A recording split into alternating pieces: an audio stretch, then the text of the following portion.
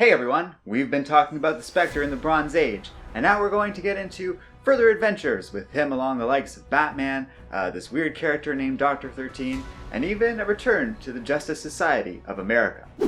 Before we get into that, be sure to subscribe to Comic Island for more videos on comics, new and old.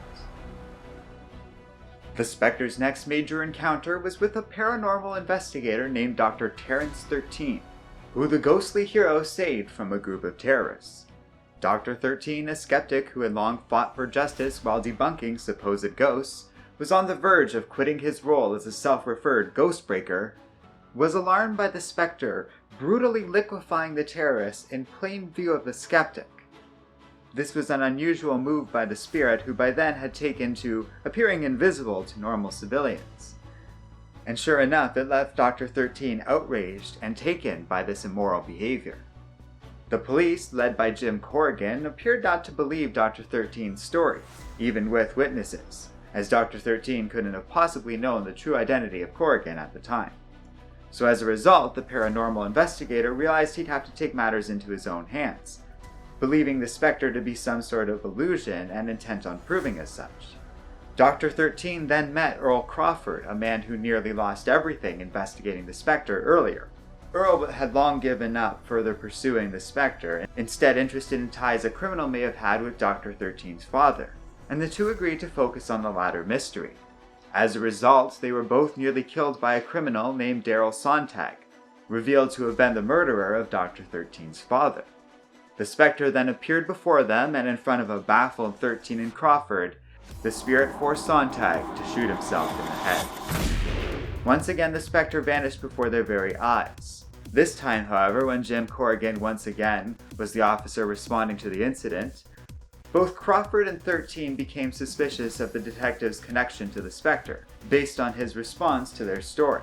Earl refused to involve himself any further, completely terrified of the Spectre at this point, and no longer wanting to encounter the spirit ever again. Dr. 13, however, a longtime skeptic of spiritual phenomenon being real, and absolutely determined to bring Corrigan to justice and learn the true nature of the Spectre, refused to give up.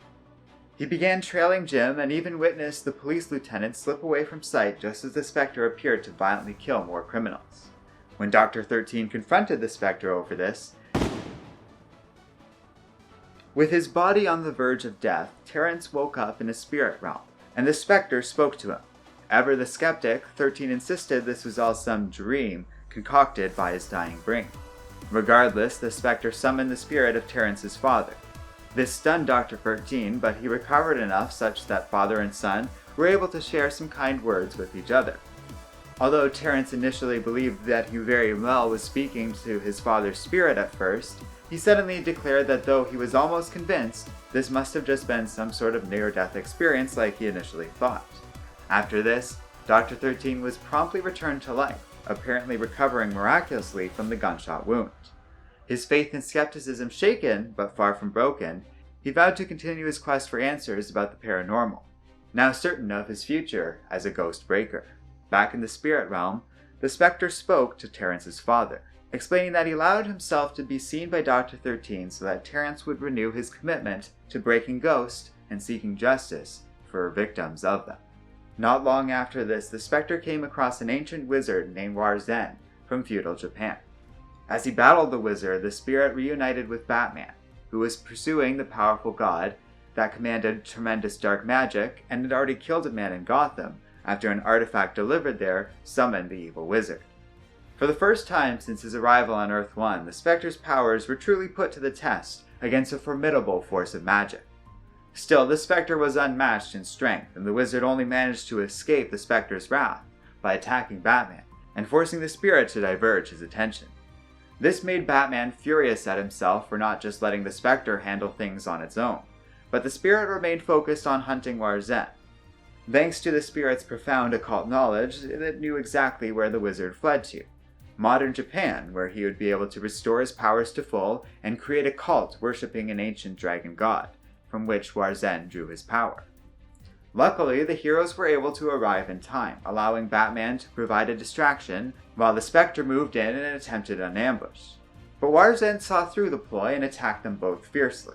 The wizard and the Spectre had a cataclysmic battle, ranging from realms so small they existed on a subatomic level to those that existed entirely on the astral plane and far beyond. With Barzen now in Japan, he could tap into the Dragon God's powers like never before, and the Spectre was nearly obliterated as a result.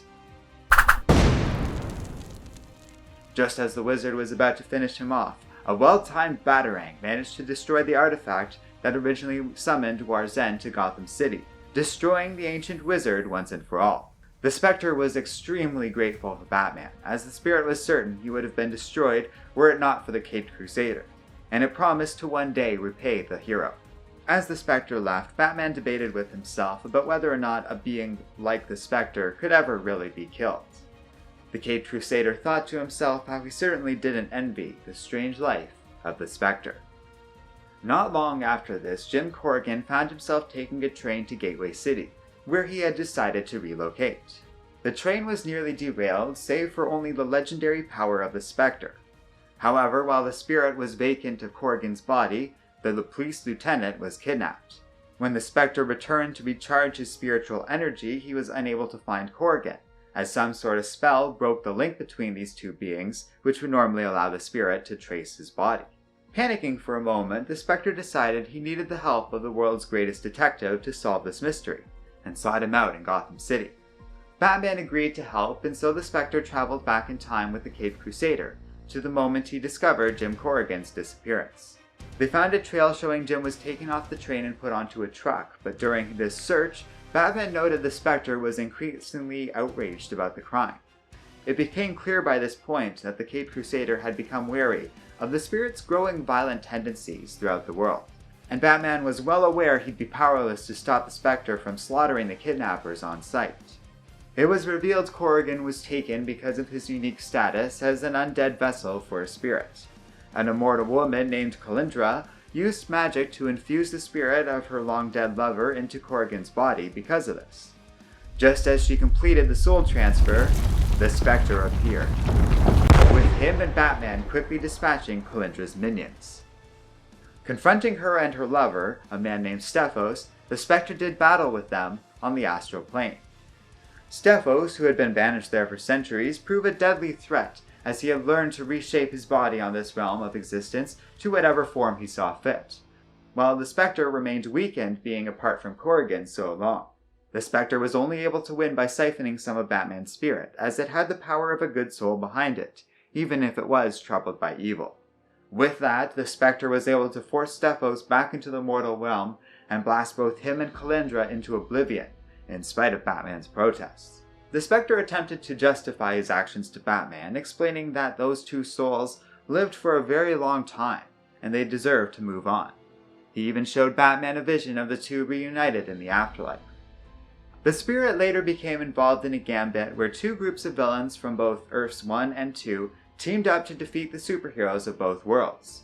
During this adventure, the latest iteration of the Justice Society of America was approached by Sargon the Sorcerer, a being like the Spectre whose origins could be traced back to Earth 2, but had come to live on Earth 1. Sargon explained the nature of the Spectre as a being of Earth 2 contained entirely in Jim Corrigan's body from Earth 1, but Jim was blasted by the Spectre's old teammate from the Justice Society, the Thunderbolt, at the behest of an old enemy, the Earth 1 version of Johnny Thunder. Because of this, the Spectre was largely out of commission for this particular crisis. It was only after the spell on Corrigan was broken following the defeat of the evil version of Johnny Thunder that the Spectre was freed. In the blink of an eye, the Spectre brought Superman to the scene, saving the day and helping both Black Canary and the Spectre better understand their nature of immigrants of sorts from Earth 2, now at home on Earth 1.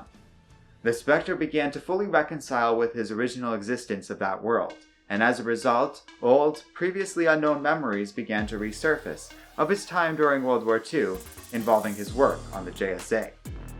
But we'll get to that next time here on Comic Island, so stay tuned for that and more as we continue covering the life history of the Spectre as a character here on Comic Island. Thanks for watching, and we'll see you guys next time, and don't forget to like, subscribe, and keep reading comics.